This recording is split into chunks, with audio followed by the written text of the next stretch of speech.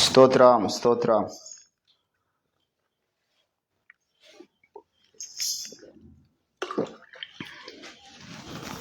చిన్న ప్రార్థన చేసుకొని అనుదిన స్తుతి నైవేద్యం అనే ఈ యొక్క అమూల్యమైనటువంటి కార్యక్రమాన్ని మనం ప్రారంభించుకుందాం. స్తోత్రములు తండ్రి, మహాగణుడా అని ఘనమైన శ్రేష్టమైన నామని వందనాలు. ఈరోజు దినమంతటిలో నీ ప్రత్యేకమైనటువంటి కృపను బట్టి క్షేమంగా దైవ సేవకుల సదస్సుకు నడిపించి తిరిగి ప్రయాణంలో మేము క్షేమంగా రావడానికి మీరు కాపాడినందుకు స్తోత్రాలు. దైవమా, మరొకసారి మీ యొక్క రక్తంలో మిమ్మల్ని కడగండి, పరిశుద్ధపరచండి. ఈ స్థలమందు చేయబడుతున్నటువంటి ప్రార్థన మీద మీ అభిషేక తైలమును కుమ్మరించండి. సకల పొంచి ఉన్న చీకటి దురాత్మ దయ్యపు అంధకార శక్తులను మీరు మాకిచ్చిన అధికారమును బట్టి యేసుక్రీస్తు నామములో గద్దిస్తూ బంధిస్తూ ఉన్నాం. మీ యొక్క పరలోకపు శక్తి ప్రసన్నత అందరి మీద కుమ్మరించి మహిమగణత ప్రభావం మీరే పొందమని యేసు నామమున ప్రార్థిస్తుంటున్నాం తండ్రి. ఆమేన్ ఆమేన్ ఆమేన్. దేవునికి స్తోత్రం.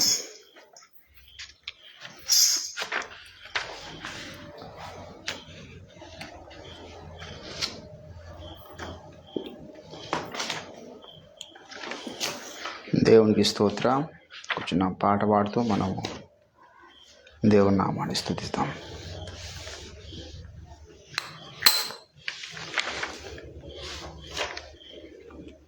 సుధా మధుర కిరణాల అరుణోదయం అనేటువంటి పాట క్రిస్మస్ సాంగ్ ఇది కూడా. సుధా మధుర కిరణాల అరుణోదయం, కరుణామయుని శరణం అరుణోదయం.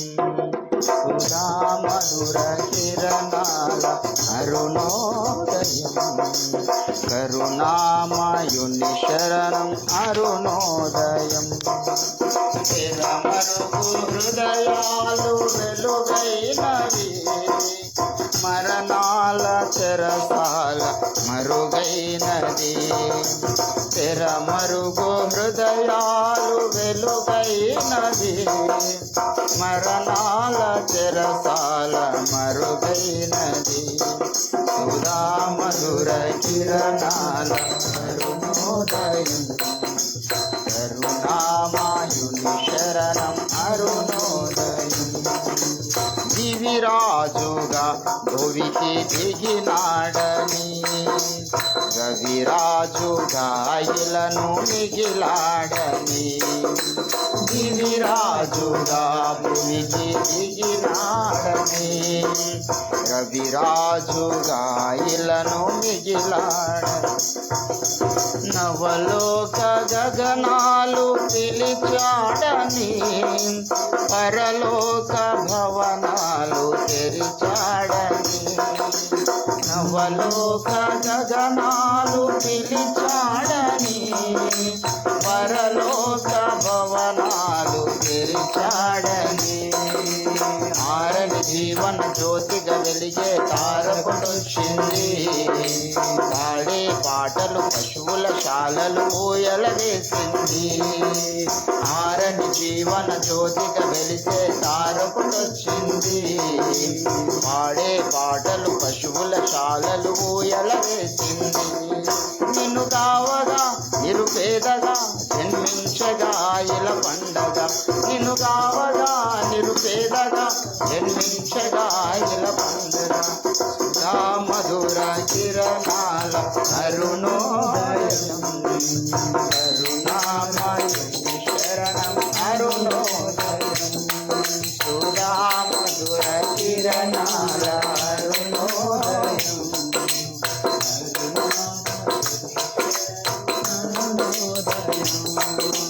లోకాలలో పాపశోకాలలో ఏకాకిగా బ్రతుకు అవివేకి. లోకాలలో పాపశోకాలలో ఏకాకిలా బ్రతుకు అవివేకులు. హృదయ సహనాలు సమపాలుగా, ప్రేమానురాగాలు చిరాసిగా. హృదయ సహనాలు సమపాలుగా,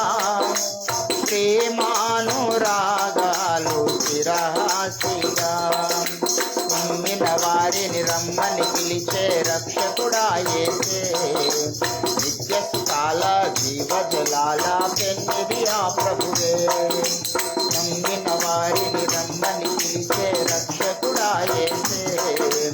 నిత్య సుఖాల జీవజలాల పెన్నిది ఆ ప్రభువే. ఆ జన్మమే ఒక మర్మము, ఆ బంధమే అనుబంధము. ఆ జన్మమే ఒక మర్మము, ఆ బంధమే అనుబంధము. మధుర కిరణాల కరుణామయుని శరణం అరుణోదయం. తెరమరుగు హృదయాలు వెలుగైనవి, మరణాల చెరసాల మరుగైనవి. తెరమరుగు హృదయాలు వెలుగైనవి, మరణాల చెరసాల మరుగైనవి. మధుర కిరణాల అరుణోదయం. కరుణామయుని శరణం అరుణోదయం.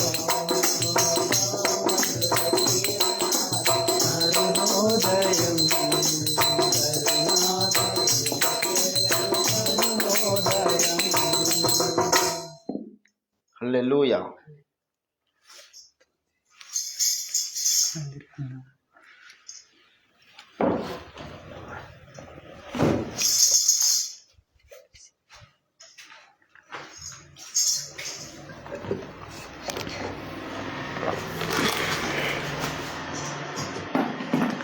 దేవుని పరిశుద్ధ నామానికి స్తుతి కలుగును గాక.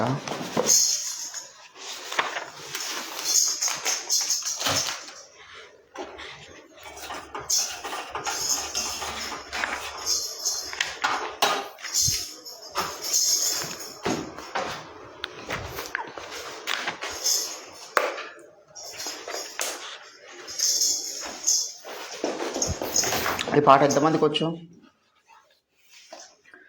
అన్నో యేసన్న ఎప్పుడు వస్తాడన్నా, తానన్న రాజ్యం రేపో మాపో తెస్తాడన్నా. వచ్చా ఈ పాట?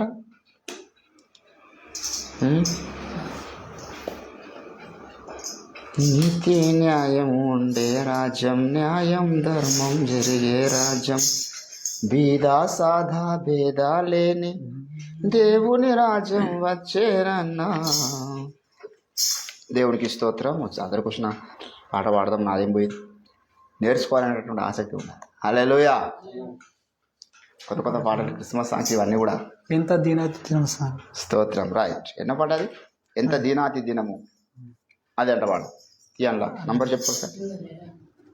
ఎలా పాడు. స్తోత్రం. ఎంత దీనాతి దీనము ఓ యేసయ్యా, నీ జననమెంత దయనీయము. తలచుకుంటే నా గుండె తడబడి కరిగి తరిగి నీరగుచున్నది. ఎంత దీనాతి దీనము నీ జననమెంత దయనీయము.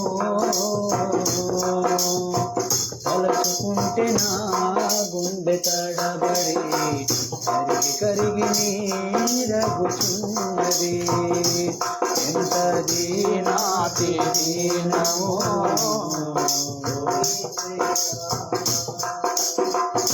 నీ సృష్టిలో ఈ లోకమే నీవు మాకు ఇచ్చిన సత్రమయ్యా. నీ సృష్టిలో ఈ లోకమే నీవు మాకు ఇచ్చిన సత్రమయ్యా. సత్రములో యేసయ్యా, నీకు స్థలమే దొరకలేదయ్యా. సత్రములో యేసయ్యా, నీకు స్థలమే దొరకలేదయ్యా. ఎంత దీనాతి దీనము ఓ యేసయ్యా నీ జనమెంత దయనీయమో తలుచుకుంటే నా గుండె తడబడి రగుతున్నది ఎంత దీనాతి దీనము ఓ యేసయ్యా నిండు చూడాలు మరియమ్మ తల్లి నడువలేక సుడివడి పోయెనయ్యా నిండు చూడాలు మరియమ్మ తల్లి నడువలేక సుడివడి పోయెనయ్యా దిక్కు తోచగా యేసయ్యా పశుల పాకలో ప్రసవించేనయా దిక్కు తోచగా యేసయ్యా పశుల పాకలో ప్రసవించేనయా ఎంత దీనాతి దీనము ఓ యేసయ్యా నీ జనమెంత దయనీయమో తలుచుకుంటే నా గుండె తడబడి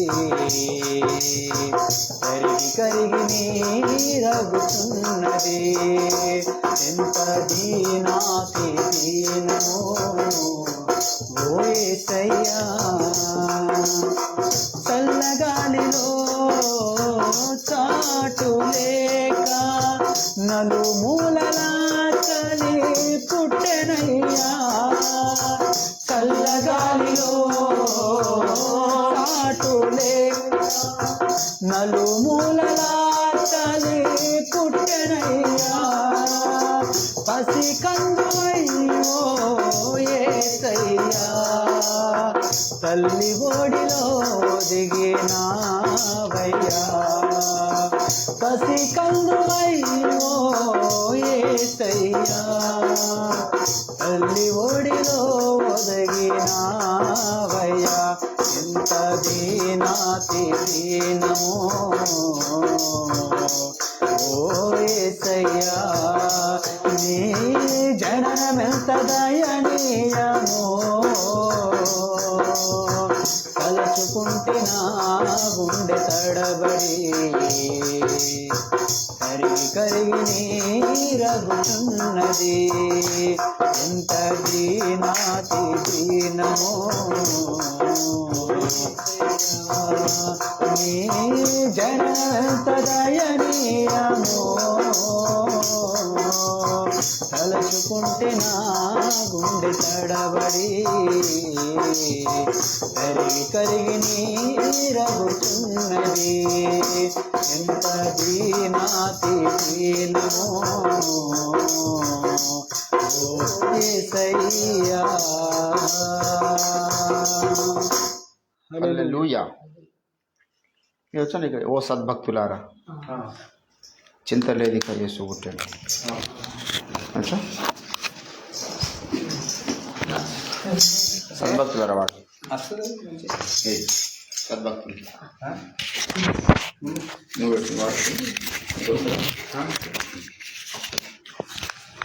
ఒక క్రిస్మస్ వాతావరణంలో ఉన్నాం కనుక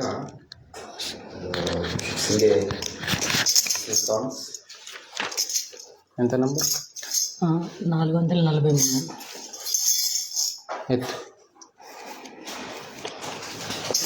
ఎత్తనా ఓ సద్భక్తులారా లోకరక్షకుండు బేత్లెహేమందు నేడు జన్మించు. ఓ సద్భక్తులారా లోకరక్షకుండు బేత్లెహేమందు నేడు జన్మించు. రాజాదిరాజు ప్రభువైన యేసు నమస్కరింపరండి నమస్కరింపరండి నమస్కరింపరండి ఉత్సాహముతో సర్వేశ్వరుడు నరరూపమేసి కన్యకు పుట్టి నేడు సర్వేశ్వరుడు నరరూపమేసి కన్యకు పుట్టి నేడు మానవ జన్మెత్తిన శ్రీయే నీకు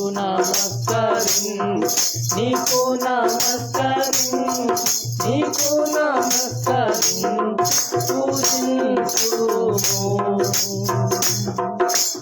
ఓ దూతలారా ఉత్సాహించి పాడి రక్షకుడైన యేసును స్తుతించుడి ఓ దూతలారా ఉత్సాహించి పాడి రక్షకుడైన యేసును స్తుతించుడి తారకరుణ నీకు స్తోత్రమంచు నమస్కరింపరండి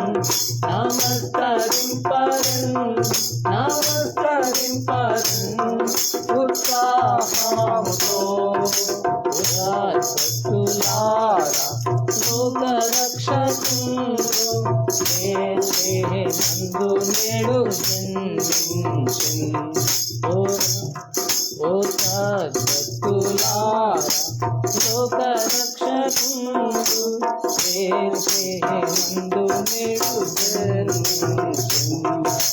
యేసు ధ్యానించి నీ పవిత్ర జన్మ నీ వేళ స్తోత్రము నాకింతుము యేసు ధ్యానించి నీ పవిత్ర జన్మ నీ వేళ స్తోత్రము నాకింతుము ఆనాది వాక్యమయ నరరు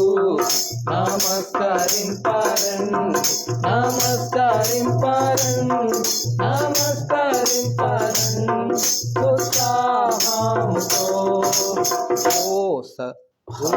సద్భక్తులారా లోక రక్షకుడు బేత్లెహేమందు నేడు జన్మించెను ఓ సద్భక్తులారా లోక రక్షకుడు బేత్లెహేమందు నేడు జన్మించెను రాజాదిరాజు ప్రభువైన యేసు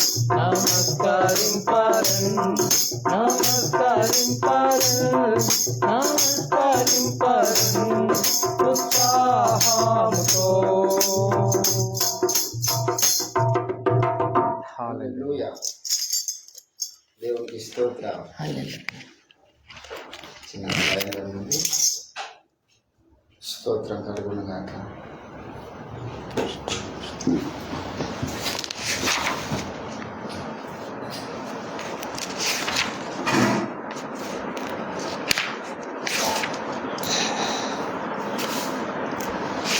ఇది వచ్చా 619.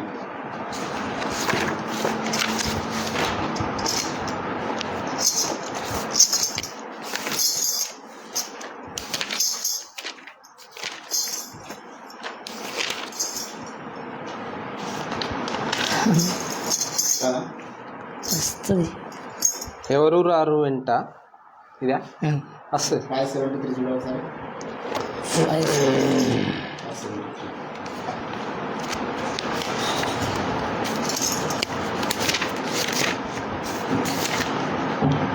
ఇది రాదు నాకైతే రాదు. ఇది వాడదాం.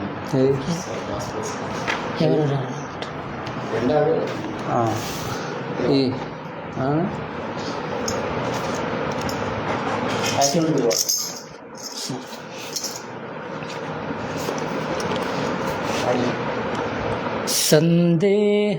సందేహమేలా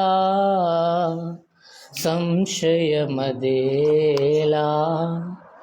ప్రభు యేసు గాయములను పరికించి చూడు, గాయాలలో నీ వ్రేలు తాకించి చూడు. సందేహమేలా ఆ ముల్ల మకుటము నీకై ధరించెనే, నీ పాప శిక్షను తానే భరించెనే. ఆ ముల్ల మకుటము నీకై ధరించెనే, నీ పాప శిక్షను తానే భరించెనే. ప్రవహించే రక్తధారా నీ కోసమే, ప్రవహించే రక్తధారా నీ కోసమే. కడుఘోర హింస నొందే నీ కోసమే, కడుఘోర హింస నొందే నీ కోసమే. సందేహమేలా సంశయమదేలా ప్రభు యేసు గాయములను పరికించి చూడు, గాయాలలో నీ వ్రేలు తాకించి చూడు. సందేహమేలా ఎందాక యేసుని నీవు ఎరుగనందు, ఎందాక హృదయము బయట నిలువనందు,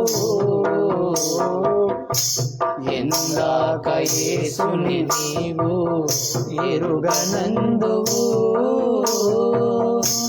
ఎందాక హృదయము బయట నిలువనందువు.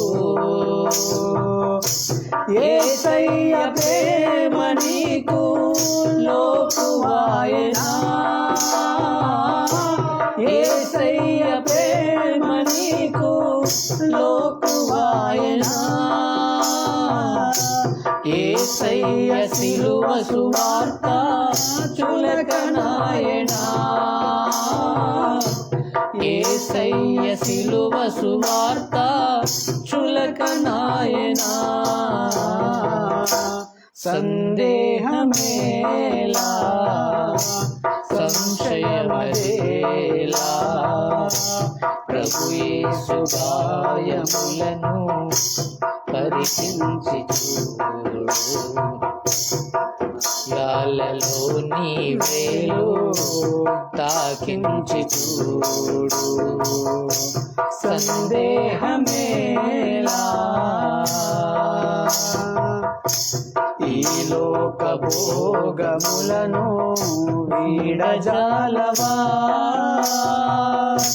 సాతాను బంధకమందు సంతసింతువా. ఈ లోక భోగములను వీడజాలవా, సాతాను బంధకమందు సంతసింతువా. యేసయ్య సహనము తోడా చెలగాటమా, యేసయ్య సహనము తోడా చెలగాటమా. ఈనాడే రక్షణ దినము గ్రహించుమా, ఈనాడే రక్షణ దినము గ్రహించుమా. సందేహమేలా సంశయమదేలా ప్రభు యేసు గాయములను పరికించి చూడు, గాయాలలో నీ వేలు తాకించి చూడు. సందేహమేలా లోకాన ఎవరు నీకై మరణించరు నీ శిక్షలను భరింప సహింపరు లోకాన ఎవరు నీకై మరణించరు నీ శిక్షలను భరింప సహింపరు నీ తల్లి అయిన గాని నిన్ను మరచునే నీ తల్లి అయిన గాని నిన్ను మరచునే ఆ ప్రేమ మూర్తి నిన్ను మరువజాలనా ఆ ప్రేమ మూర్తి నిన్ను మరువజాలునా సందేహమేలా సంశయమదేలా ప్రభు యేసు గాయములను పరికించి చూడు గాయాలలో నీ వేలు తాకించి చూడు సందేహమేలా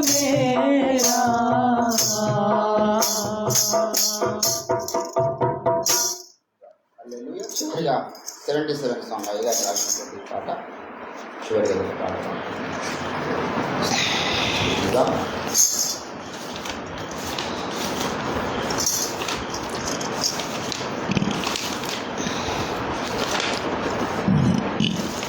సకల జనులు కూడరే సకలేశుని కొలువరే సకల జనులు కూడరే సకలేశుని కొలువరే దిక్కులన్నీ పిక్కటిల్ల దీననాథుడేసు నామము పాడుచుకుని ఆడరే దిక్కులన్నీ పిక్కటిల్ల దీననాథుడేసు నామము పాడుచుకుని ఆడరే సకల జనులు కూడరే సకలేశుని కొలువరే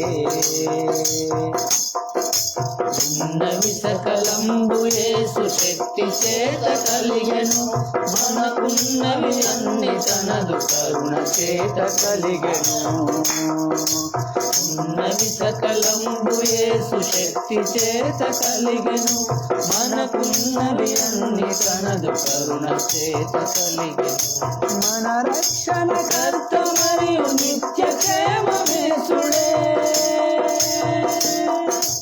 మన రక్షణ కర్త మరియు నిత్య క్షేమమేసుడే మనము నడచు దారి మరియు చేరు గమ్యమేసుడే మనకు గమ్యమేసుడే సకల జనులు కూడరే సకలేశుని పాడరే సకల జనులు కూడరే సకలేశుని గొల్వరే దిక్కులన్నీ పిక్కటిల్ల దీననాథుడేసు నామము పాడుచుకుని ఆడరే దిక్కులన్నీ పిక్కటిల్ల దీననాథుడేసు నామము పాడుచుకుని ఆడరే సకల జనులు కూడరే ఉన్నవాడు యేసుడే మన కన్న తండ్రి ఆయనే తన దురుదిరమిచ్చి మనలకున్నవాడు యేసుడే ఉన్నవాడు యేసు కన్న తండ్రి ఆయనే తన దురుదిరమిచ్చి మనలకున్నవాడు యేసుడే మనదు పూజలందు కొనగ తగిన దేవుడాయనే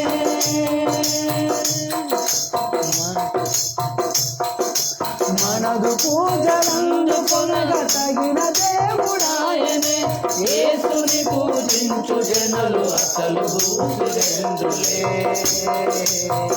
వరముల దండులే సకల జనులు కూడరే సకలేశుని కొల్వరే సకల జనులు కూడరే సకలేశుని కొల్వరే ఉడాయనే మహి దైవ రూపమాయనే ఉడాయనే మహి దైవ రూపమాయనే భూపతులను ఏలు విశ్వ సార్వభౌముడాయనే భూపతులను ఏలు విశ్వ సార్వభౌముడాయనే లయముల కర్త యేసునాథుడే విశ్వ సృష్టి స్థితి లయముల కర్త యేసునాథుడే సకల వేద సారమైన సత్యదేవుడేసుడే సర్వదేశుడే సకల జనులు కూడరే సకలేశుని కొల్వరే సకల జనులు కూడరే సకలేశుని కొల్వరే దిక్కులన్నీ చిక్కటిల్ల దీన నాదుడే సునామమును పాడుచుకుని ఆడరే దిక్కులన్నీ చిక్కటిల్ల దీన నాదుడే సునామమును పాడుచుకుని ఆడరే సకల జనులు కూడరే సకలేశుని కొల్వరే సకల జనులు కూడరే సకలేశుని కొల్వరే హల్లెలూయా. దేవుని నామానికి మహిమ కలుగును గాక.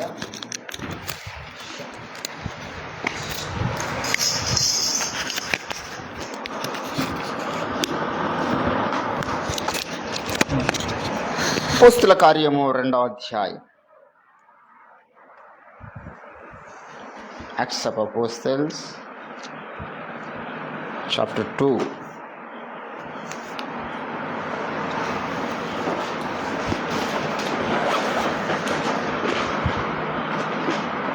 నలభై 43వ వచనం. అప్పుడు ప్రతివానికి భయము కలిగెను. చదవబడిన లేఖన భాగమును దేవుడు మన వినికిడిలో ఫలింపచేయునుగాక. ఆమేన్ ఆమేన్. ప్రభునందు నాకు అత్యంత ప్రియులారా, చదవబడిన లేఖన పరిశుద్ధ భాగమును మనము గమనిస్తే ఆదిమ అపోస్తలులను చూసిన ప్రతివానికి అప్పుడు ప్రతివానికి భయము కలిగెను అంటున్నాడు. ఏదో ఒక సందర్భాన్ని పైన భక్తుడు బోధించి మాట్లాడి వివరించి ఆ క్రమములో కొనసాగినప్పుడు మొదటి శతాబ్దంలో చాలా రకముల భయములు సంఘానికి ఉన్నాయి. 8వ అధ్యాయంలో మొదటి వచనంలో ఆ కాలమందు యెరూషలేములోని సంఘమునకు గొప్ప హింస కలిగినందున అందరూ అంటండి అపోస్తులు తప్ప అందరూ యూదయ సమరయ దేశములయందు చెదిరిపోయిరి. భక్తిగల మనుషులు స్టెఫెను సమాధికి చేసి అతని గురించి బహుగా ఏంటండి ఎటువంటి ఘోర శ్రమలు ఉన్నాయంటే వీరు ప్రార్థించడానికి భయపడుతున్నటువంటి పరిస్థితులు కనబడతాయి. ఏంటండి అపోస్తుల కార్యములోనే మీరు గమనించినట్లయితే మరి 12వ అధ్యాయము 3వ వచనంలో ఒక పండుగ దినమున ఏంటండి పేతురును తీసుకెళ్లి చెరసాల్లో వేసిన ఘట్టమును మనం చూస్తాం. అపోస్తులకు చాలా చిత్రహింసలు కలుగుతున్నటువంటి టైం అది. 12వ అధ్యాయం 3వ వచనంలో ఇది యూదులకు ఇష్టమైన కార్యమని తెలుసుకొని పేతురు కూడా పట్టుకొనెను. ఆ దినమందు పులియని రొట్టెల పండుగ దినము. అతనిని పట్టుకొని చెరసాలలో వేయించి పస్కా పండుగ అయిన పిమ్మట ప్రజల యొద్దకు అతన్ని తేవాలని ఉద్దేశించి అతనికి కావలి ఉండుటకు 4 చతుష్టైలికుల సైనికులను అతనికి అప్పగించెను. చెరసాలలో పేతురు ఉంచబడెను. సంఘమైతే అత్యాసక్తితో ఎట్లా చేస్తారు ప్రార్థన? వీళ్ళు ఏంటండి తలుపులు వేసుకొని ప్రార్థన చేస్తూ ఉన్నారు. తలుపులు వేసుకొని ప్రార్థన చేస్తూ ఉన్నారు. 11వ వచనంలో పేతురు ఆ స్థలానికి వచ్చినప్పుడు ఏంటండి 13వ వచనంలో అతడు తలవాకిట తలుపు తట్టుచుండగా, అంటే వీళ్ళు తలుపులు వేసుకొని భయంతో ప్రార్థన చేస్తున్నారు. మొదటి శతాబ్దంలో నీరో చక్రవర్తి సంఘమును ఘోరాతి ఘోరముగా హింసిస్తున్నటువంటి టైం మనం చూస్తూ ఉన్నాం. అనేక మంది యొక్క ధైర్యము చెడిపోయింది. దేవుని బిడ్డలారా, మొదటి శతాబ్దంలో అనేక మంది యొక్క ధైర్యము చెడిపోయింది. మీరు గమనించినట్లయితే ఇక్కడ అపోస్తుల కార్యము 4వ అధ్యాయములో 32వ వచనంలో విశ్వసించిన వారందరూ ఏంటండి ఏక హృదయమును ఏకాత్మయు గలవారై ఏంటండి అక్కడ పైన ఒక మాట అంటాడు. 12వ వచనంలో 4:19 ఏమంటున్నాడు? అందుకు పేతురు యోహానులు వారిని చూచి దేవుని మాట వినుట కంటే ఏంటండి దేవుని దృష్టికి న్యాయమా మీరే చెప్పుడి. మేము కన్న వాటిని గురించి విన్న వాటిని గురించి చెప్పక ఉండలేమని వారికి ఉత్తరం ఇచ్చింది. ప్రజలందరూ జరిగినది దానిని గురించి దేవుణ్ణి గనుక సభవారందరూ ప్రజలకు భయపడి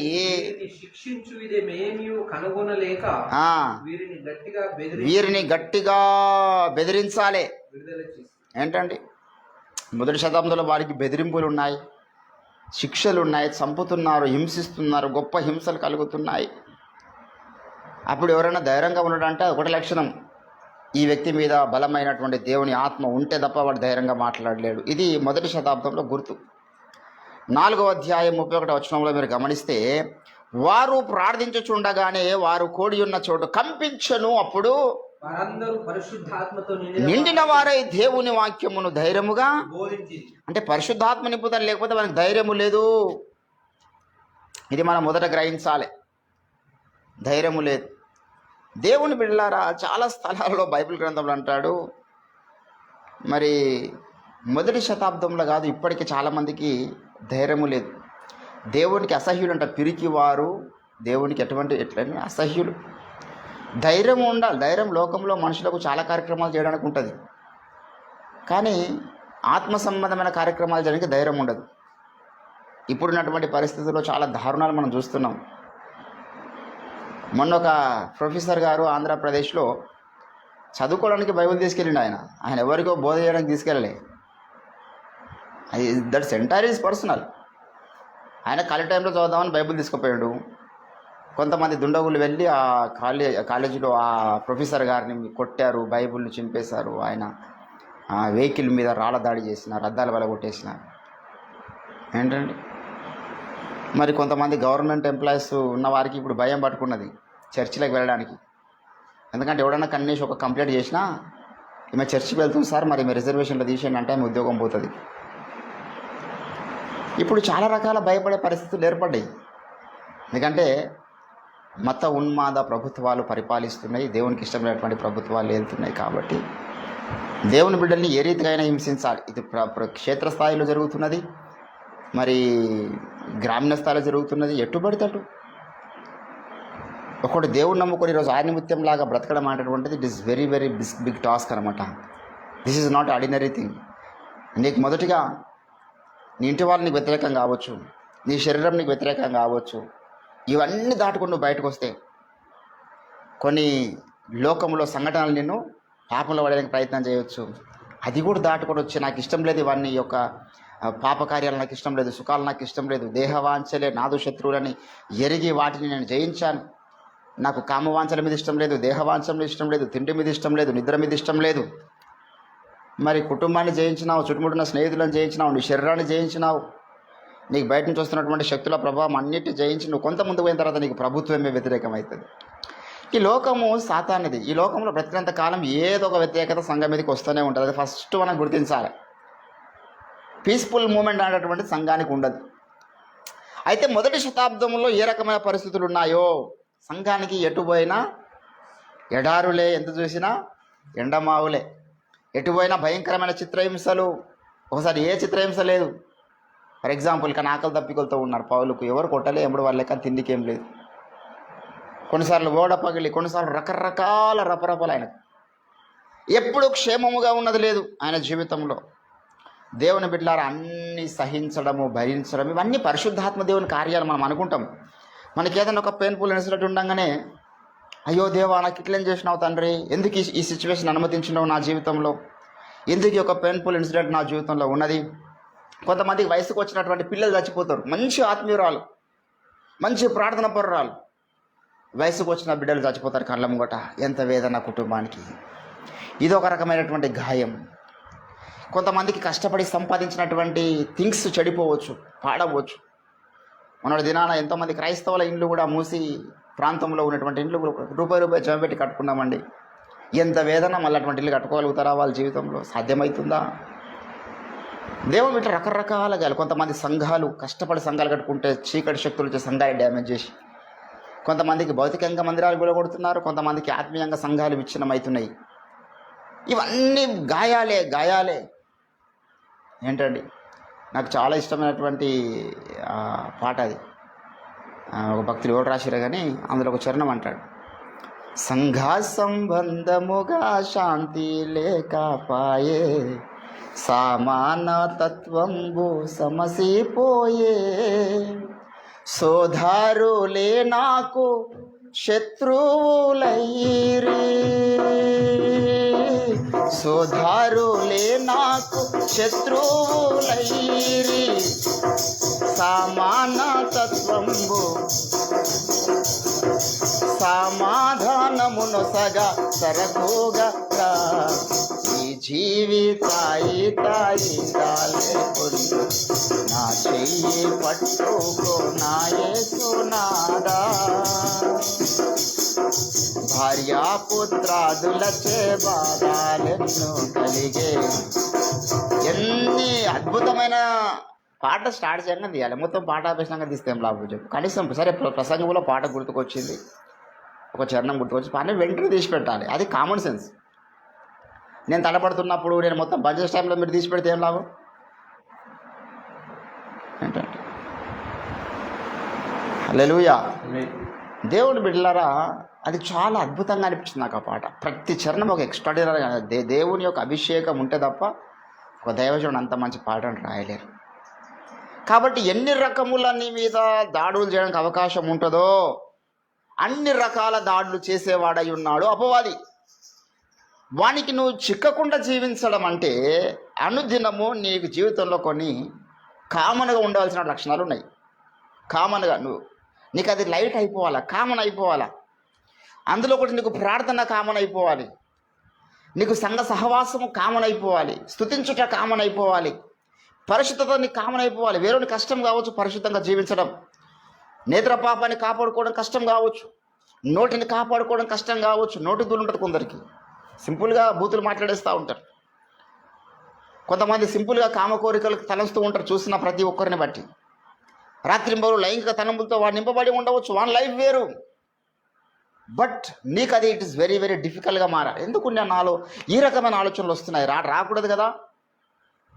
because I'm belongs to Jesus Christ. నేను దేవుని రక్తము చేత కొనబడిన వాడిని. ఆయన కొన్నప్పుడు ఆయన ఉద్దేశాలు నాలో నెరవేరాలి, ఆయన కొన్నప్పుడు ఆయన చిత్తం నాలో నెరవేరాలి, ఆయన కొన్నప్పుడు ఆయన అనుకున్నవి నా కళ్ళు చూడాలి, ఆయన కొన్నప్పుడు ఆయన అనుకున్నవి నా పాదాలు నా చేతులు పనిచేయాలి. ఎవరైతే అనుదినంలో కొన్ని అలవాటు, యేసుప్రభు గురించి ఒక లేఖనం ఉంది, తన వాడుక చొప్పున అంటాడు. హల్లెలూయా. యేసుప్రభుకి ఏముందండి? వాడుక చొప్పున ప్రార్థించే అలవాటు ఉంది. సాతానుకు చిక్కుందంటే సమస్య రాగానే కొంతమంది, బ్రదర్ మా ఇంట్లో సమస్య వచ్చిందండి దయచేసి ప్రార్థన పెట్టండి. సమస్య వచ్చినప్పుడే, ఇప్పుడు చాలామంది ఒక సామెత ఉంది, దాహం వేసినప్పుడు ఏం చేయొద్దంట, గుంత తవ్వద్దు. దాహం వేస్తుంది కాబట్టి నీళ్ళు తవ్వదామంటే అప్పుడే దొరుకుతాయా? ఎంతో డెప్త్లో ఉంటాయి నీళ్ళు. సమస్య వచ్చినప్పుడు వెంటనే దేవునికి ప్రార్థిద్దాం. మాకు చాలా అప్పుల బాధలేని, చాలా ఈ కుటుంబ సమస్యలు వచ్చినాయి, నా భార్య నా మాట వినడం లేదు, నా భర్త నా మాట వినడం లేదు, మా తండ్రి మా మాట వినడం లేదు, మా పిల్లలు మా మాట వినడం లేదు, ప్లీజ్ పాస్టర్ గారు ప్రేయర్ ఫర్ అస్. అంటే ఏం పని లేదా? నీ సమస్య గురించి ప్రార్థన చేయకున్నాడు దైవసేవకు. నీ కుటుంబ ప్రార్థన పట్ల బాధ్యత లేదా నీకు? దేవుని బిడ్డలారా, నువ్వు సాతానుకు భయపడే వ్యక్తిగా ఉండడం కాదు, సాతానే నీకు భయపడే జోన్లో నువ్వు ఉండాలి. హల్లెలూయా. ఏంటంటే ఇక్కడ అప్పుడు ప్రతివానికి భయం కలిగిందండి. 2వ అధ్యాయంలో అపోస్తుల కార్యము 2వ అధ్యాయము 43వ వచనంలో ఎవరికి భయం కలిగింది చెప్పండి? విశ్వసించి ప్రార్థిస్తున్నటువంటి దైవజనులకు, విశ్వాసులకు భయం కలిగింది, సమాజంకు భయం కలిగింది. పేతురు యోహానులను చూసినప్పుడు, వారి ధైర్యం చూసినప్పుడు అప్పుడున్నటువంటి ట్యాక్స్ కలెక్టర్లు భయపడ్డారు, అప్పుడున్నటువంటి పరిస్థితులు సద్దుకాయలు భయపడ్డారు. అసలు వాళ్ళకు భయపడాలి వీళ్ళు చేపలు పట్టే జాలరులు. అప్పుడున్నటువంటి నీరో, ఆ యొక్క చక్రవర్తి, ఆ యొక్క ప్రపంచ సామ్రాట్, ఆ యొక్క రోమ్ ప్రభుత్వానికి భయపడాలా? ఎందుకంటే ఇది లీగల్ మతం కాదు, ఆరాధించే మతం కాదు. అప్పుడు ఇట్ వాజ్ నాట్ యాక్సెప్టెడ్. అక్కడ వాళ్ళు దీన్ని యాక్సెప్ట్ చేయలేరు, ఇంకప్పటికి ఇల్లీగల్. వీళ్ళు భయపడాలి, నీరో చక్రవర్తికి భయపడాలి, వాడి సైనికులకు భయపడాలి. అసలు పౌలు యొక్క ప్రతిష్ట ఏమిటి? ఈ నామాన్ని బట్టి ఎవడు ఎక్కడ మాట్లాడకుండా చేయాలి.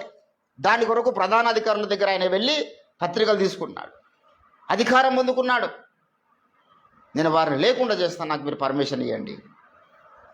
దేవుని బిడ్డలారా, మరి ఎందుకు భయం కలిగింది వారికి? ఏంటండి అప్పుడు ప్రతి వానికి భయం కలిగింది అంటే వీళ్ళు చేసిన కార్యక్రమాలు కొన్ని ఉన్నాయి అంతకుముందు.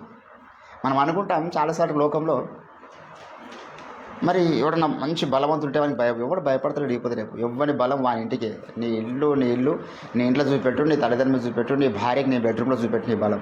బయట పని చేయదురా బాబు అంటారు. ఏంటండి ఎవడన్నా మన మీద రూపాయలు చేసి తూకుంటామా? వాడు బలవంతుడు అయితే, వాడు ఫైల్మన్ అయితే వాని ఇంటికి వాడు మనకు పని చేయడు. ఇప్పుడు ఒకప్పుడు ఫైల్మన్ అంటే భయపడరు ఊరంతా. ఇప్పుడు ఫైల్మన్కి భయపడలేదు, రాజకీయ నాయకులకు భయపడలేదు, ఎవరికి ఎందుకు భయపడతాం మనం? తప్పు చేస్తే భయపడాలా? ఏ తప్పు చేయనప్పుడు ఎందుకు భయపడాలా?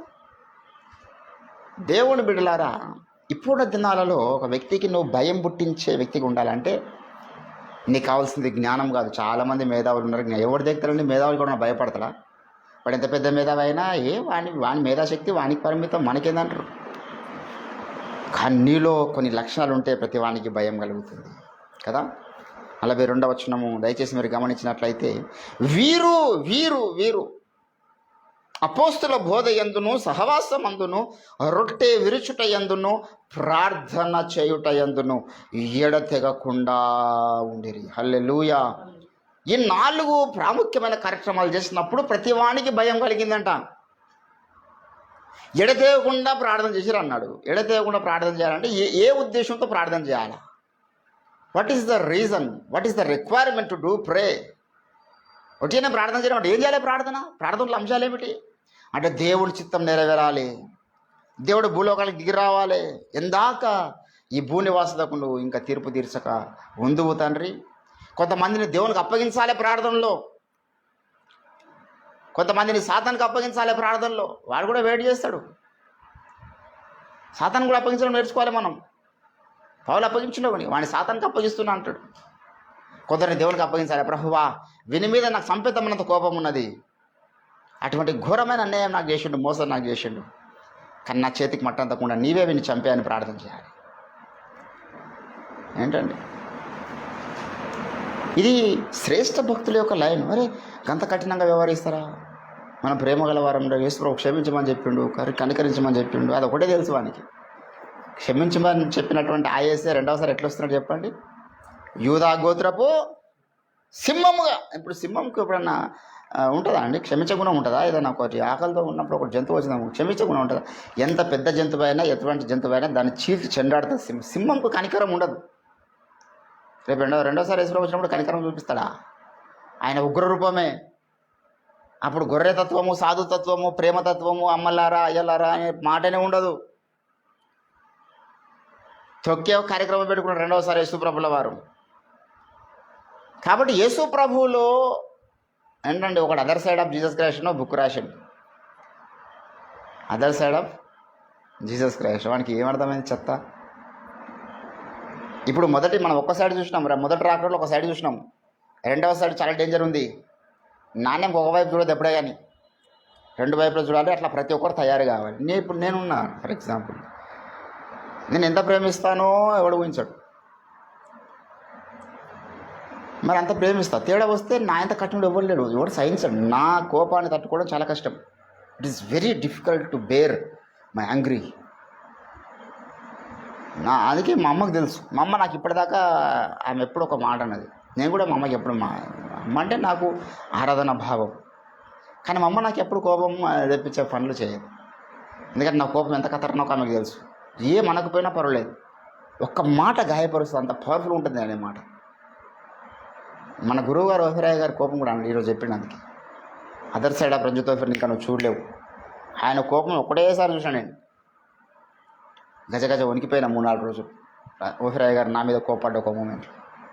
ఎందుకంటే ఆయనలో ప్రేమను చూసినాము. అవసరమైతే మన కొరకు ఎంతకైనా తెగిస్తాడు, ఏమైనా చేస్తాడు మన కొరకు. మన ఇంటి వారు అందరూ పక్కకు పడి ఆయన ఒక్కడే నిలబడి మన పక్షాన ఉంటాడు. కానీ తేడా వస్తే మాత్రము ఆయన ఒక్క మాట మనల్ని షవరింగ్ తెప్పిస్తుంది అన్నమాట. అరికాల నుంచి ఇంతవరకు అది దేవుని లక్షణం. చాలామందికి అర్థమైతే లేదు.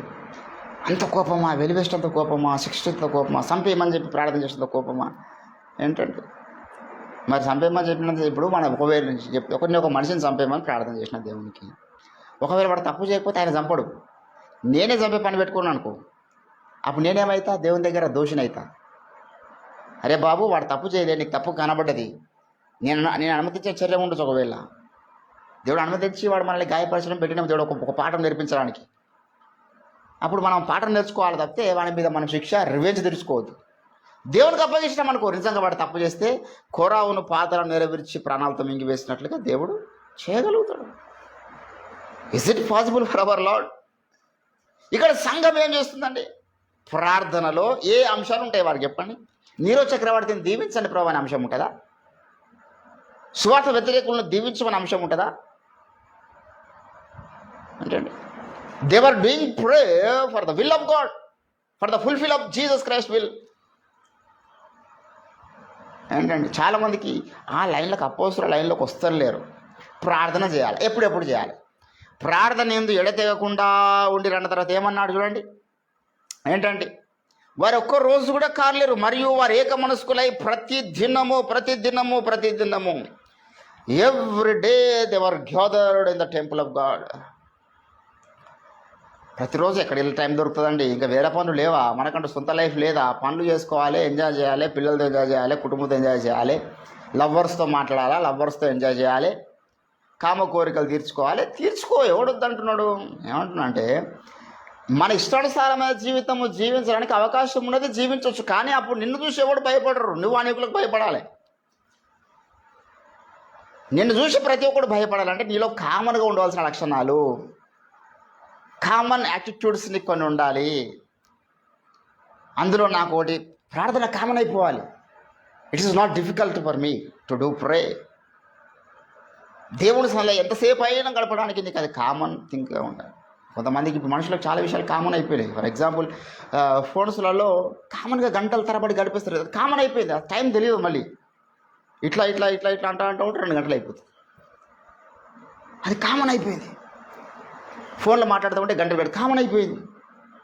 ఇటు తిరగడము, వాకింగ్ చేయడము, లేకపోతే ఇంకోటి చేయడము కామన్గా ఎన్నో కార్యక్రమాలు అయినాయి కదా మనుషులకు దినచర్యలో. మరి దేవుని కార్యక్రమాలు ఎందుకు కామన్ అయితే లేవు? యేసు ప్రభు కొన్ని వాడుకలు కలిగి ఉన్నాడు. పౌలుకు కొన్ని కామన్గా అయిపోయినాయి. ప్రార్థించకుండా ఉండలేడు. దావీదు దేవుని సన్నిధికి పోకుండా ఉండలేడు. ఆయన ద్వారం దగ్గర కూర్చోకుండా ఉండలేడు కదా.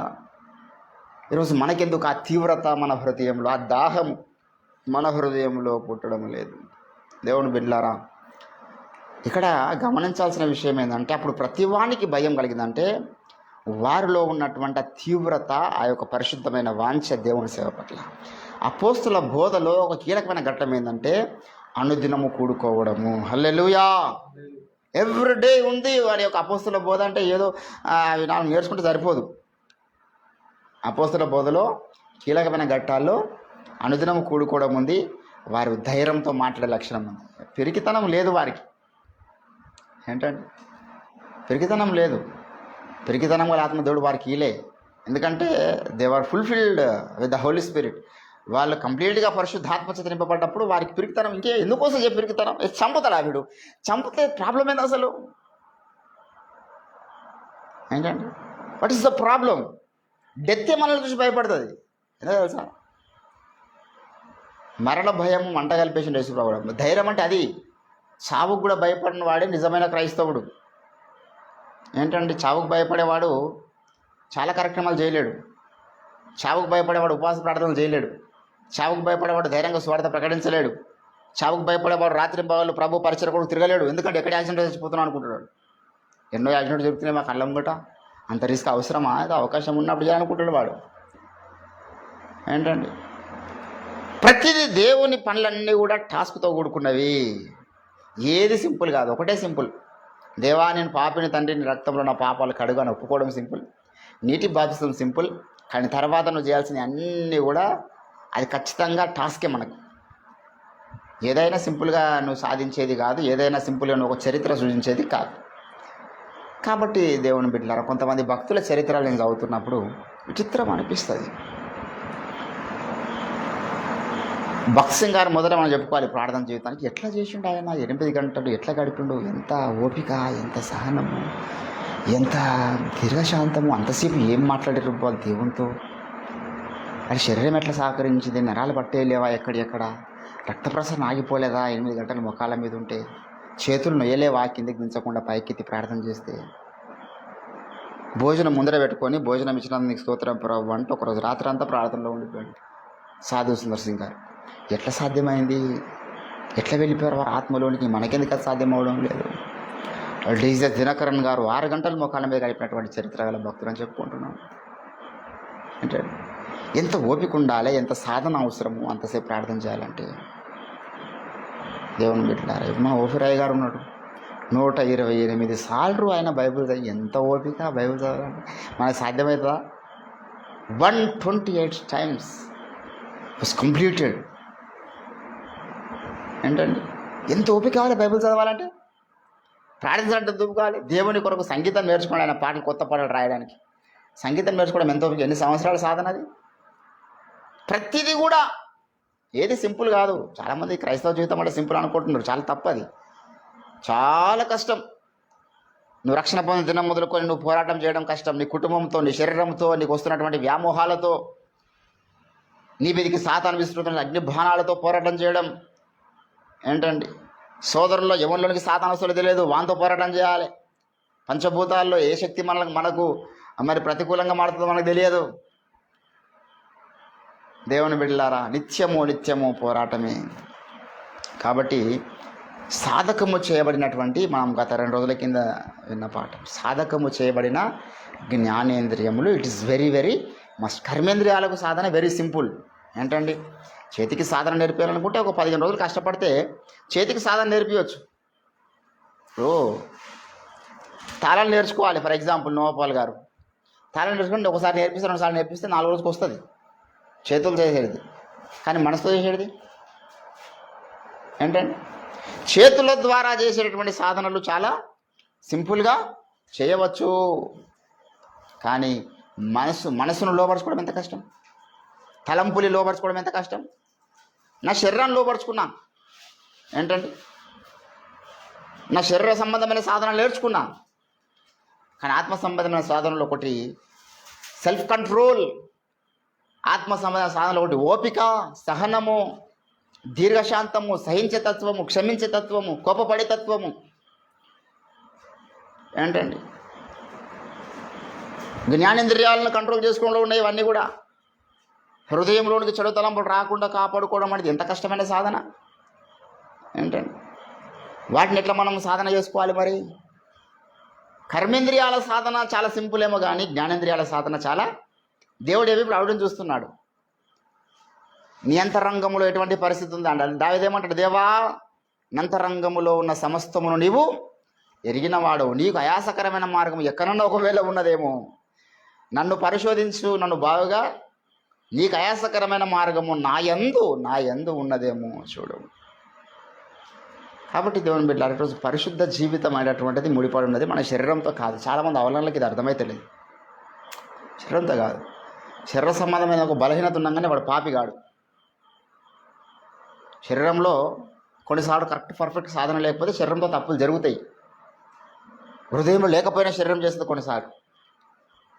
నేను చెయ్యగోరు మేలు చేయక చేయగోరని కీడు చేయుచున్నానను వేరొక నియమము నాలో ఉన్నట్టు నాకు కనబడుచున్నది అన్నాడు. మనసులో లేదు, హృదయంలో లేదు, కానీ శరీరం కొన్నిసార్లు చేస్తుంది. దాన్ని బట్టి వాడు పాపి కాదు. అటువంటి కార్యం జరిగినా వాడు పరిశుద్ధులే. ఈ మనుషులకు అర్థం కాదు. వీడు చేతులతో క్రియల్లో ఇటువంటి పాపం ఉన్నది కదా, ఇటువంటి బిహేవియర్ ఉన్నది కదా, వీడు unfit, this person is unfit for doing ministry అంటే వీడు అన్ఫిట్. అసలు వాని హృదయం మారలే. అట్లా మాట్లాడుతున్న వాని హృదయంలో కోరవ స్పిరిట్ ఉన్నది. శరీర సంబంధమైన బలహీనత నాలో ఉండొచ్చు, అయినా నా హృదయంలో కల్మషం లేకుండా, నా హృదయంలో ఏ రకమైనటువంటి దోషం లేకుండా నేను దేవస్థానంలో గడుపుతున్నా, ప్రార్థిస్తున్నా, కన్నీరు గారుస్తున్నా, ప్రభు పరిచయం వెళ్తున్నా, నా శరీరంలో ఒక బలహీనత ఉండొచ్చు. ఈ బలహీనతను మాట్లాడుతున్న వాడి లోపల సాతాను మనసు ఉన్నది. ఈ బలహీనతను మాట్లాడుతున్న వాడి లోపల సాతాను యొక్క హృదయం ఉన్నది. దేవుని బిడ్డలారా, ఈరోజు చాలామందికి అర్థం. అందుకే బాబు మీ పంచ జ్ఞానేంద్రియాలకు సాధన అవసరం. నా తలంపులు, నా హృదయము, నోపాల గురించి ఏదైనా చెడ్డగా చెప్తే ఇంకా నా తలంపులకు, నా హృదయానికి సరైన సాధన లేదు అనుకుంటాను. ఏంటండి ఆయన గురించి నాకెందుకు?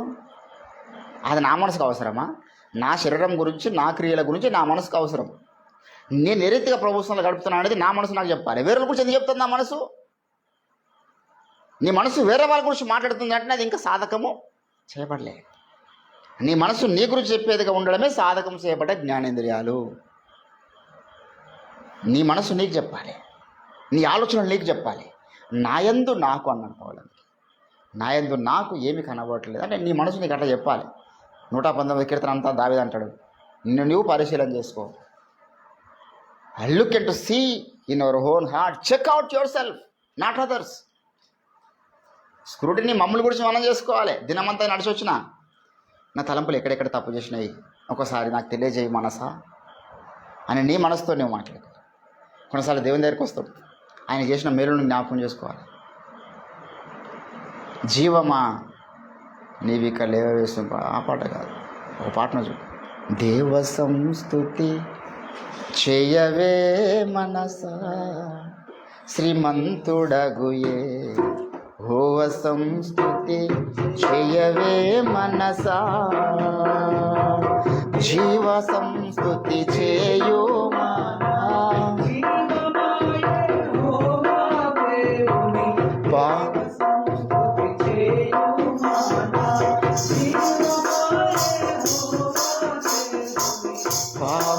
పావనామమును తించు నాయంతరంగములో వసించు నో సమస్తమా ఆ కారణము దేవ సంస్తుతి చేయవే మనసా.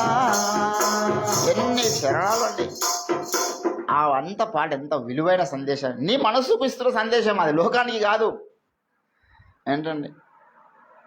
పావన్నమున నా అంతరంగములోనున్న వసించు నో సమస్తమా. మన అంతరంగంలో ఉన్న సమస్తం ఏం చేయాలంటే దేవుణ్ణి ఎప్పుడైనా మన అంతరంగంలో ఏ భాగాలునే వాడితో మనం మాట్లాడినామా? ఏంటంటే నిన్ను తెలుసుకోవడానికి జీవితాన్ని దేవుడు ఇచ్చింది, వేరే వాళ్ళ గురించి కాదు. నా అంతరింద్రియములు ఏం చేస్తున్నాయి, నా మనస్సు, నా హృదయము ఏం మాట్లాడుతున్నది, what kind of feelings are come out in my heart, should we check out. నువ్వు ప్రతిరోజు దీని మీద దృష్టి పెట్టాలి. నువ్వు వేరే వాళ్ళ మీద దృష్టి పెట్టుకుంటే జీవితం అయిపోయింది అనుకో. దేవుడు అంటాడు పోయిన తర్వాత, బాబు నువ్వు నీ ఆత్మ చెప్పిన సంగతులు ఎండ్ చేసినావు అంటాడు. నీ అంతరాత్మలో నుంచి నేను మాట్లాడిన సంగతి రెండు నువ్వు పాటించినావు అంటే, ఎప్పుడు మాట్లాడినా ప్రభు అంటే అసలు నువ్వు దృష్టి పెట్టలేదు. నేను చాలాసార్లు మాట్లాడినా. దేవుడు మాట్లాడే కోణంలో ఒకటి ఏంటంటే మన ప్రేరేపణల చేత, మన ఆలోచనల చేత దేవుడు ఎందుకు నీ హృదయంలో క్రీస్తుని ప్రదర్శించినప్పుడు ప్రభువుగా అక్కడి నుంచి వస్తాయా తలంపులు, లేకపోతే బయటికి వస్తాయా? నువ్వు నీ హృదయంలో ప్రభువుగా ప్రదర్శించినప్పుడు అక్కడ నుంచి ఆయన ఏమి నీ తలంపుల రూపంలో, ఆలోచనల రూపంలో నీ మనస్సుతో మాట్లాడేవాడై ఉన్నాడు. నీ మనసును ఆయనకు అప్పగించాలి, నీ హృదయానికి అప్పగించాలి. నీ మనసును అక్కడి నుంచి వస్తున్న ఆలోచనలను క్యాచ్ చేసుకోవాలి, ఆ తరంగాలను క్యాచ్ చేసుకోవాలి. కానీ అస్తమానము మనిషికి సాధన చేసినంటే ఒకరినొకరు ఖర్చుకునే విధంగా చేసిండు, ఒకరి గురించి ఒకడు మాట్లాడుకునే విధంగా చేసిండు, ఒకరి గురించి ఒకడు చాడీలు చెప్పుకునే విధంగా చేసిండు. అందుకే భక్తులు తయారైతలేరు ఈరోజు. భక్తుడు అంటే వాని గురించి వాడు ధ్యానించుకున్నాడు భక్తుడు, వాడిని చూసిన ప్రతి ఒక్కరికి భయం కలుగుతుంది అంతే. హల్లెలూయా. ఇక్కడ అంటున్నాడు ప్రతి వానికి భయము కలిగాను. 1వ శతాబ్దంలో దేవుని బిడ్డలారా వారి యొక్క జీవితం భయపెట్టింది లోకానికి. ఈరోజు నీవు నేను జీవిస్తున్న ఈ దినాలలో కూడా మన జీవితం, మన బ్రతుకు భయపెట్టాలి లోకానికి. మన పెద్ద కరెక్ట్ మ్యాటర్ మాస్టర్లం కాదు, బ్లాక్ బెల్టో లేకపోతే ఒక జిమ్ వెళ్ళి మంచి బాడీ పర్సనాలిటీ పెంచిన మనుషులతో ఉంటే భయపడేవారు కాదు. కానీ నీ నీతి, నీ భక్తి, నువ్వు కలిగి ఉన్న అలవాట్లు, నీ వాడుకలు, నీ యొక్క పంచువాలిటీ, దేవుని యొక్క శక్తి చేత నింపబడుతున్న స్థితి అనేకులకి భయపెడుతుంది. అప్రయత్నంగా వాడు ఎంత పెద్దవాడైనా చూడంగానే కొంచెం తగ్గాల్సి వస్తుంది. ఏముందిరా భయ్ నా ముఖంలో, ఆటోమేటిక్గా ఆయన చూడంగానే నమస్తే పెడదాం అనిపిస్తుంది, ఆయన చూడంగానే ఆటోమేటిక్గా కొంచెం అన్నాంతం అనిపిస్తుంది. ఏంటంటే ఎందుకు ఆ భావన వస్తుంది తెలుసా? దేవుని శక్తి మనల్ని కమ్ముకున్నప్పుడు అవతల వ్యక్తికి అప్రయత్నంగా, వాడు మనకన్నా పెద్దోడైనా చిన్నోడైనా ఎవడైనా అప్రయత్నంగా మనలో ఆరాధన భావం పుట్టిస్తాడు దేవుడు. ఎందుకు? ఇక్కడ ఉన్నది నేను కాదు, నా యందు నివసించు దేవుడు. హల్లెలూయా. ఆయన ఉన్నప్పుడు అవతల వ్యక్తికి భయం పుట్టదా? వాడెంతటోడు? దేవుని బిడ్డలారా, ఈరోజు ఏంటంటే ఇప్పుడు మన గురువుగారు ఓఫ్రాయ్ గారు వస్తున్నాడు అంటే అప్రయత్నంగా కూర్చున్నోడు లేస్తాడు. అప్రయత్నంగా. ఎందుకంత ఆరాధన భావం, ఎందుకంత భయం? నేను ఎన్నోసార్లు అయ్యగారికి ఫోన్ చేసినప్పుడు అయ్యగారు ఫోన్ లేపగానే కూర్చున్న ప్లేస్ దగ్గర మీదికి లేస్తాడు. ఇక్కడ లేడు ఆయన, ఎక్కడో ఉన్నాడు, హైదరాబాద్లోనో. ఇంకా మొన్న మహారాష్ట్ర వెళ్ళినప్పుడు ఫోన్ చేసిన అయ్యగారు ఫోన్ లేపగానే దిగ్గులు లేచినవాడ. ఆ భావన, ఆ శబ్దం వినంగానే ఒక భయం, తెలియని భయం. ఇది భక్తుని యొక్క లక్షణం. ఆయన పెద్ద పుడింగా, ఆయనకంతా భయపడాలంత కానీ వాడు కూడా మా బుట్టి వాడే అన్నాడు సైతాన్. అడే సైతాను. ఎవడైతే అగౌరవంగా, మర్యాద లేకుండా, భయం లేకుండా మాట్లాడుతున్నాడో వాడే సైతాను యొక్క సహోదరుడు. అని కుమారుడు అంటే మంచివాడు, సహోదరులు కొందరు. కాబట్టి దేవుని బిడ్డలారా, రోజు నీవు నేను అటువంటి స్థితిలో ఉండదు. దేవా నాలో పవిత్రమైన భయం, దావీదు అంటాడు, దేవా నాలో పవిత్రమైన భయము దయచేయి కదా. ఏంటండి 119వ కీర్తనలో అనేకసార్లు చెప్పినటువంటి మాట అది కదా. దావీదు ఎంత చక్కటి మాదిరి పురుషుడో మనకు అన్ని విషయములలో. ఏంటండి 119వ కీర్తన దయచేసి ఎన్నో వచనము?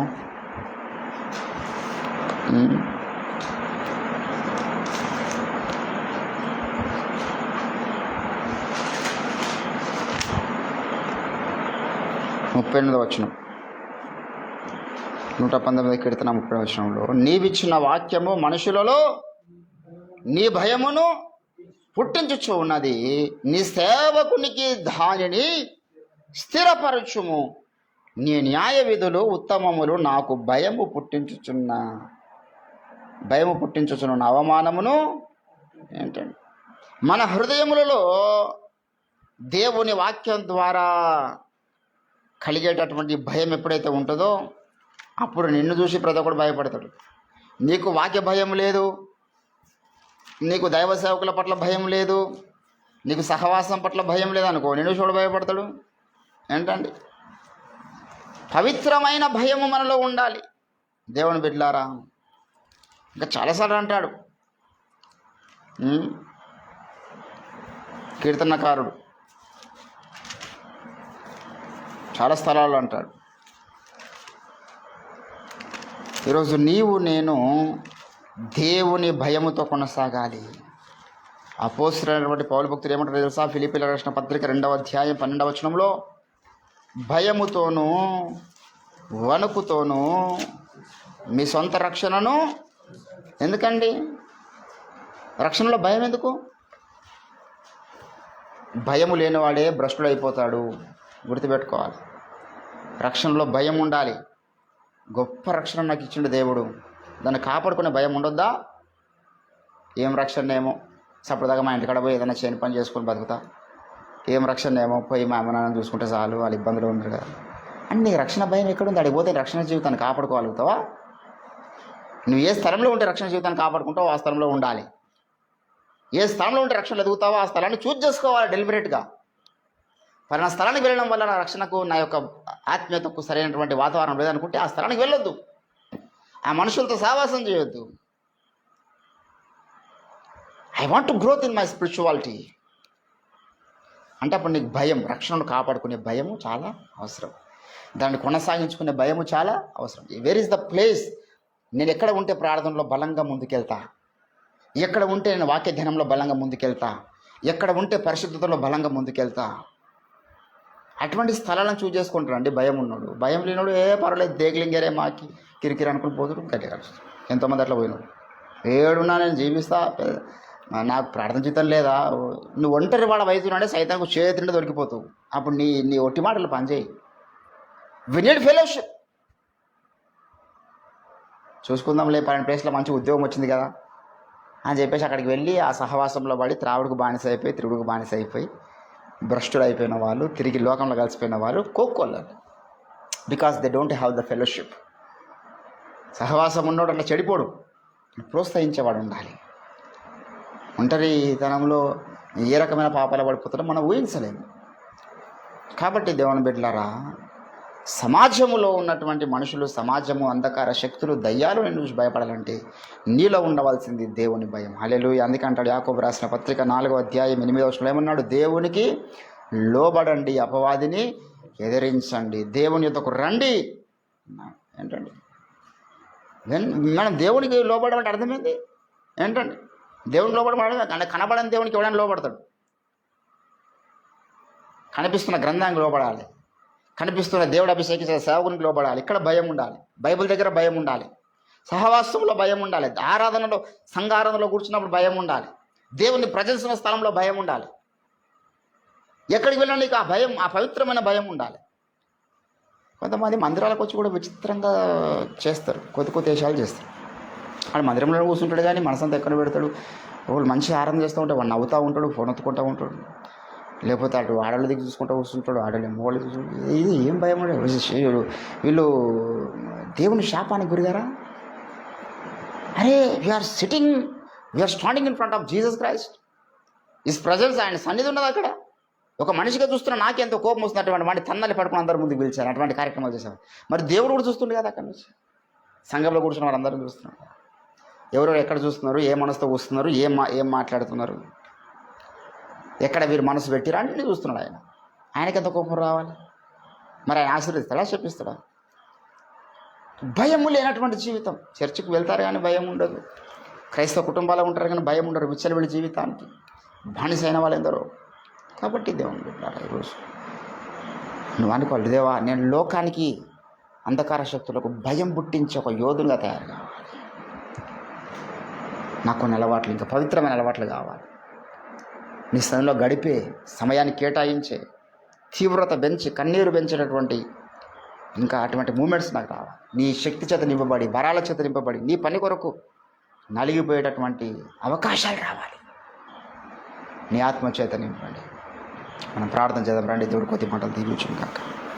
స్తోత్రములు తండ్రి, మహాగణుడా, అని ఘనమైన శ్రేష్టమైన నామమున వందనాలు ప్రభువా. రాత్రికాల సమయంలో అవునయ్యా, నీవిచ్చిన వాక్యము నీ ప్రజలలో భయమును పుట్టిస్తున్నారు.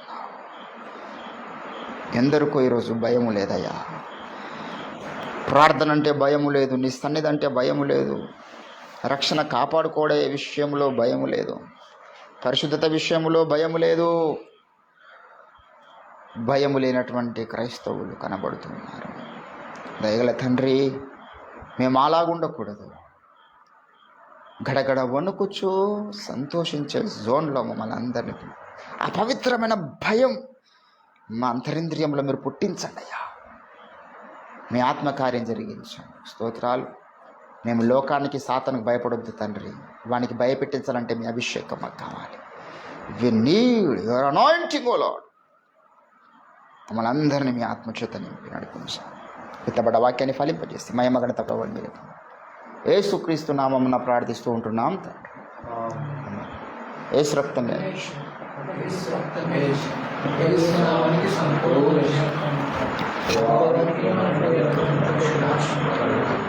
ఆమేన్.